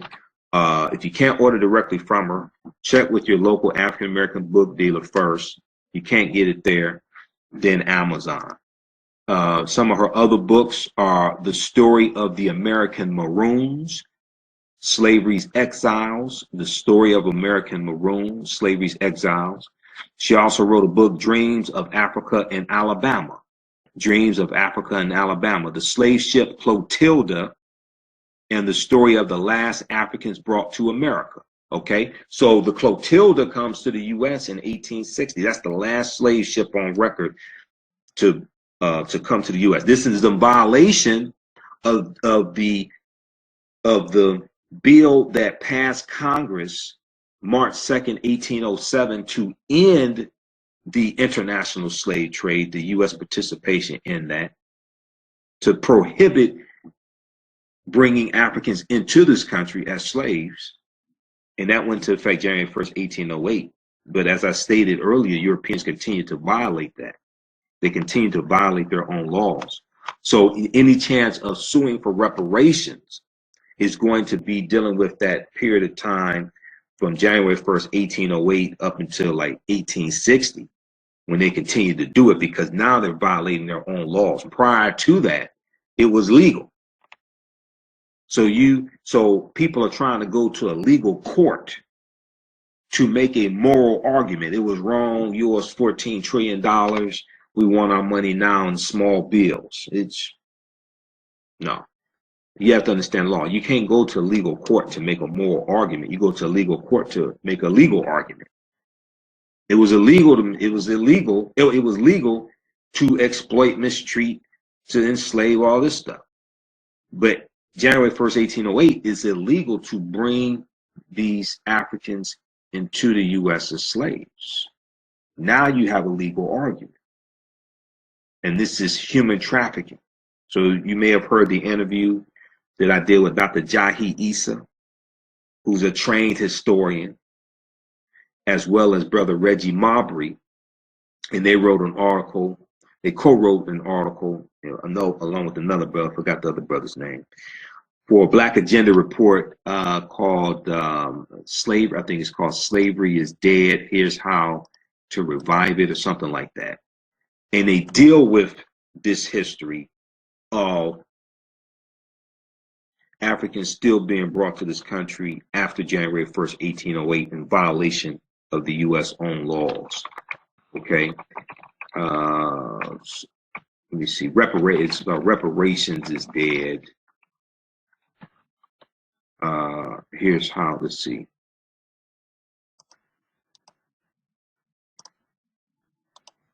See if this article will come up. Well, the article's not coming up. Maybe there's an error with the website right now. Hopefully they'll get it fixed. Name of that article: Reparations is Dead. Authors seek spark public discussion. Something like that. Okay. New Reparations is Dead. Authors seek to spark public discussion of new legal strategy. Authors seek public discussion to seek new legal strategy. Okay. So hopefully the website will come back up. That's at blackagendareport.com, blackagendareport.com. All right. Okay. Jonathan said, thank you, brother. Jack said, let's get back to fighting for livable wage and police accountability. All those issues are important. Politics. People have to understand this. A people's history and culture teaches you how to deal with the problems of the past and the present and the future. People talk about why all this history is important. See, other ethnic groups don't ask that question. They understand that their history and culture is their foundation. Okay? Your history and culture gives you your VIPs, your values, your interests, and your principles, as Professor James Small and Dr. Leonard Jeffries, two of my teachers, teach us. This influences your economic empowerment and your political empowerment. It influences your economics and your politics. Okay? It influences the way you think, feel, act, and behave, your foundation. It creates a cultural paradigm that you see reality through. It tells you what to do with the money, how to make the money, what to do with the money. Influences what you do with the money. Okay? Do you make it rain in clubs every weekend? Or do you take that and build institutions? You take that money, control the economics of the community, buy the land, control on the businesses, okay, on the radio stations, the grocery stores, the gas stations, the TV stations, the newspapers. Okay, this is economic empowerment. This is like the black nationalism Malcolm X talked about when he leads the Nation of Islam. He officially separates from the Nation of Islam March 8th, 1964. He goes on his Hajj to Mecca the following month, later in April of 64. When you hear the Ballad or the Bullet, April 3rd, 1964 in Cleveland, Ohio, and then the next day, April 4th, 1964 in Detroit, Michigan, where I live. This is before Malcolm goes on his Hajj. Malcolm goes to Mecca. He has a total transformation. It's a total change. And then his ideologies were evolving. And toward the end of Malcolm's life and Dr. King's life, the ideologies were converging. So March 26, 1964, and I need to wrap up with this because I need to get the hell out of here. Okay, it's been long. This day has been like one long day. This is like the next day, but it's like one long day. March 26, 1964. This is the only time that Dr. King meets Malcolm X. So all the pictures that you see of Dr. King and Malcolm X together, that happened then. That was at the U.S. Senate debate for the Civil Rights Act of 1964. The U.S. Senate is debating the Civil Rights Act, whether to pass it or not. The Civil Rights Act of 1964. It's the hearings for it. Okay. That was March 26, 1964. Malcolm tells, so they only meet for a couple of minutes. Okay. Malcolm tells Dr. King that he's going to put all of his effort, all of his energy into the civil rights movement. See, what people don't see, I listen to what people say, right? I can tell what they haven't studied. So people say, oh, I'm with Malcolm. I'm with Dr. King. Dr. King was a sellout, all this stuff. They don't say that Malcolm joined the civil rights movement when he leads the Nation of Islam. Very few people talk about this. Malcolm joined listen to me. Malcolm X helped to radicalize the civil rights movement when he leads the Nation of Islam. Malcolm helps advocate for the Civil Rights Act in 1964. Why don't people talk about that? So Malcolm tells Dr. King he's going to put all of his effort into the civil rights movement. Because towards the end of Malcolm's tenure in the Nation of Islam, Malcolm felt the nation should get involved in the civil rights movement and do something more for the benefit of all of our people. July 31st, 1963.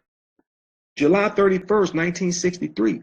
Malcolm sends a letter to Dr. King asking for a meeting with Dr. King. A lot of people don't know this. Malcolm didn't hate Dr. King. Dr. King did not hate Malcolm. They disagreed on tactics, but they were basically trying to get to the same destination. And toward the end of both of their lives, their ideologies were convergent. Now, James H. Cone just passed away last week. And he's known as the father of Black liberation theology, his father of Black liberation theology. James H. Cone wrote a book called Martin, Malcolm, and America, A Dream or a Nightmare. Martin, Malcolm, and America, A Dream or a Nightmare. And I read that book like 20 years ago. I still have it. It's around here somewhere. I was looking for it. And his book deals with how toward the end of both of their lives, their ideologies were convergent. So he has passages from their speeches and things like this toward the end of both their lives. And you can see how they were thinking alike. Dr. King would sound like Malcolm. Malcolm would sound like Dr. King. So with this, so what Malcolm said was, if President John F. Kennedy could meet with Nikita Khrushchev, okay, and he said that these men could put aside their differences and meet together, okay, then he said that the black leaders should be able to put aside their petty differences, okay, or their minor differences, and come together and meet. Read this article by Deneen L. Brown, January 14, 2018, Washington Post.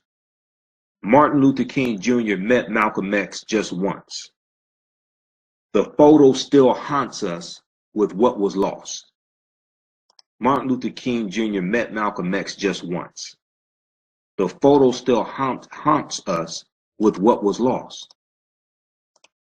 Okay, we'll post a link here on the thread of the broadcast. This is from WashingtonPost.com. Most people don't even know this. I hear people talk about Dr. King, Malcolm. I'm with Dr. King, I'm with Malcolm. You understand their ideologies were converging? And Malcolm joins the civil rights movement? Malcolm was not a sellout. Malcolm was a realist. Okay? The other thing that people have to understand is Malcolm really helped Dr. King. Because Malcolm was a harsher alternative. Like the perception, Malcolm was a harsher alternative, which pushed people towards Dr. King. It caused them to realize, okay, so if we don't deal with Dr. King, we're going to have to deal with a harsher alternative. Malcolm helped to push people towards Dr. King. He helped to push the Civil Rights Act, the Voting Rights Act. Even though the Voting Rights Act was signed August of 1965, Malcolm was assassinated February 21st, 1965, right? But Malcolm inspires a movement. So Malcolm is not just one person, right? But Malcolm helped to push people towards Dr. King. And Malcolm actually said, he said they would do best to give Dr. King what he's asking for. Because if they don't, then other people are going to come along who have a harsher alternative, who provide a harsher alternative, and they're going to have to deal with them. Okay? So I remember somebody saying that somebody always has to play the crazy Negro role. They used another word, but I don't use that type of word. Somebody else always has to be the crazy Negro to show an alternative that you're gonna have to deal with if you don't deal with this person over here that the mainstream says is more acceptable. If you don't deal with this person, you're gonna have to deal with this person over here. So everybody has to play their role. Everybody has to play their position. Okay? I'm not saying Malcolm was a crazy Negro. I'm just saying understanding the position, understanding the role. So let's see here. So Malcolm sent a letter July 31st, 1963. The letter was dated. The return address was Muhammad's Mosque, number 7, 113th Lenox Avenue, New York, 26, New York. 8 months before their brief meeting on Capitol Hill, Malcolm X sent a letter to Dr. King requesting a meeting. Malcolm X opened the letter with the greeting, "Dear Sir," he called for a united front against racial oppression in the country. Listen to this. Malcolm is asking for a meeting with Dr. King. This is when Malcolm is still in the Nation of Islam. John F. Kennedy is not assassinated till November 22nd, I think it was, 1963. Malcolm is still in the nation. Malcolm hasn't been suspended yet. He's asking for a meeting with Dr. King. He said, Malcolm is calling for a united front against racial oppression in the country. He said the present racial crisis in this country carries within it powerful destructive ingredients that may soon erupt into an uncontrollable explosion. The seriousness of this situation demands that immediate steps must be taken to solve this crucial problem by those who have genuine concern before the racial powder keg explodes. A united front involving all Negro factions, elements, and their leaders is absolutely necessary. This is Malcolm writing to Dr. King, asking for a meeting. The letter's dated July 31st, 1963. Malcolm is saying, quote, a united front involving all Negro factions, elements, and their leaders is absolutely necessary. So he's not just saying a united front of leaders. He's saying a united front of their leaders and their followers, all factions. Okay?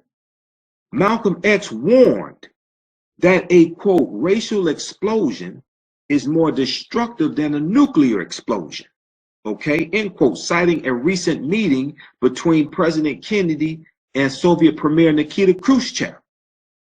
Malcolm said, despite their tremendous ideological differences, quote, it is a disgrace for Negro leaders not to be able to submerge our minor differences in order to seek a common solution to a common problem posed by a common enemy.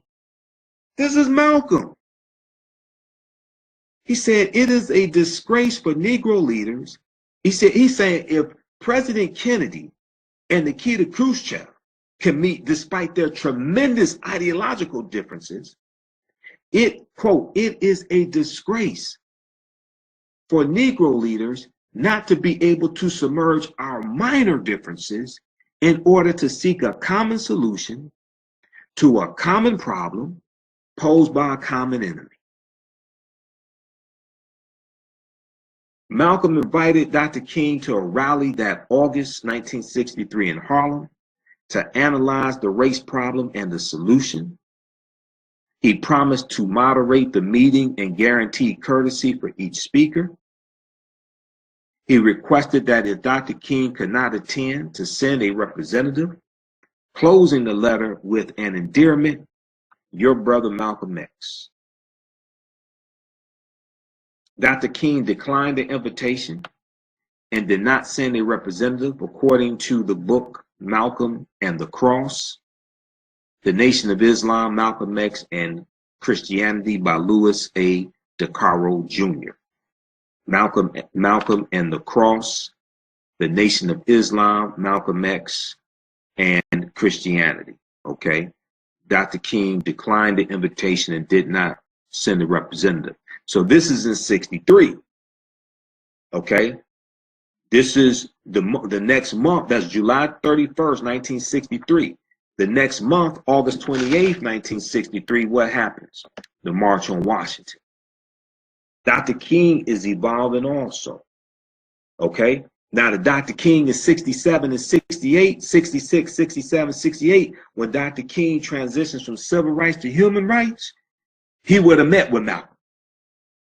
The Dr. King of August 4th, 1967, when he delivers his speech Beyond Vietnam, and he comes out in opposition publicly against the Vietnam War, and overnight he becomes the most hated man in America. He's banned from the White House by President Johnson. The Dr. King of 67 would have met with Malcolm. The Dr. King of 68 would have met with Malcolm, okay? But the Dr. King of 63 declined the invitation. All right, so look, we really got to get out of here. All right, so hey, once again, I'm Michael Imhotep, founder of the African History Network, host of the African History Network show. I'm a talk show host, researcher, lecturer, and writer. Follow our Facebook fan page, the African History Network, the African History Network, okay? So what all this means is that the followers of Malcolm and the followers of Dr. King have to unite to fulfill the legacy. Their ideologies were converging. Malcolm joins the civil rights movement. Malcolm helps radicalize the civil rights movement. Most people don't know this. So what's the unfinished business? The unfinished business is for the followers of Dr. King to study Dr. King and study Malcolm. The followers of Malcolm to study Malcolm and Dr. King and unite to finish the work, to finish the job. That's what we have to do. We have to understand that everybody has to play their position. There's a need for an NAACP. There's a need for a National Action Network and Reverend Al Sharpton. There's a need for an Urban League. Urban League just released their State of Black America report. People need to read it. The Urban League's website. Okay? There's a need for a Nation of Islam. All right? There's a need for all these organizations. Everybody has to play their position. When you see a football team, 11 men on the field, right? Everybody's wearing the same uniform, same helmet, but they're playing different positions, and they work together as a team. They're playing from the same playbook. They're calling plays. Everybody knows what the play means. Everybody knows what it is. Okay? So people can be in place and play their position. All right. So, hey, look, if you like this type of information, you want to support the African History Network so we can keep doing what we do, keep doing the research. A couple things you could do. One, if you want to donate to the African History Network, you can. Greatly appreciate that. PayPal.me/the AHN show. We posted the link here. PayPal.me/the AHN show. Stands for African History Network show. Or go to AfricanHistoryNetwork.com. AfricanHistoryNetwork.com. And click on the yellow donate button there. Okay. And if you want to set it up for a recurring donation, I'm not saying you have to. If you want to set it up for a monthly recurring donation on the same date, you can if you want to. I'm not saying you have to. Secondly, when you order our DVD lectures at our website, that helps support us as well. All of my DVD lectures are there. I think I have about 36, 37 of my own presentations.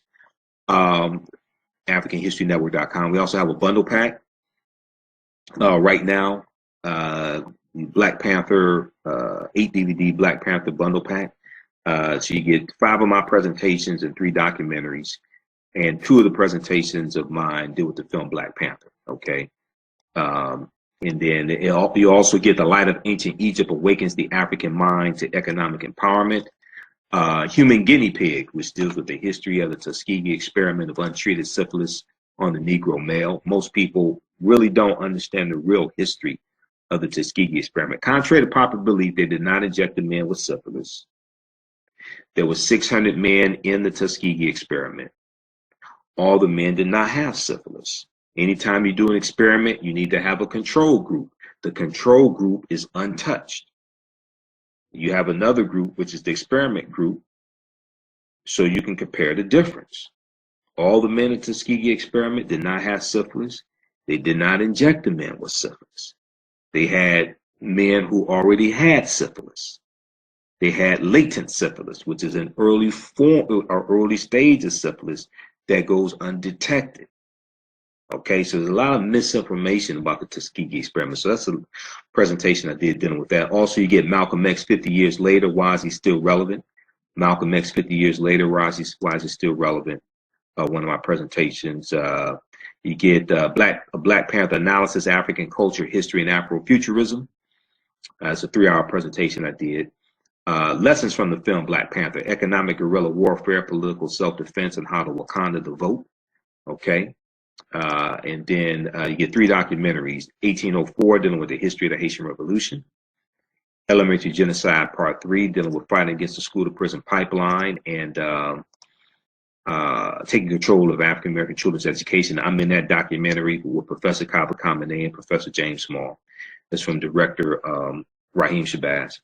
And then also Black Friday Part 2, Black Friday 2, The Living Legacy World Tour, from Director Rick Mathis. I'm in there with Tony Browder and Professor Kaba Kamene. And this documentary deals with connecting our African global legacy and African history to practical strategies for economic empowerment. Okay, so that's the 8 DVD Black Panther bundle pack. It's on sale now, $80, regularly $130.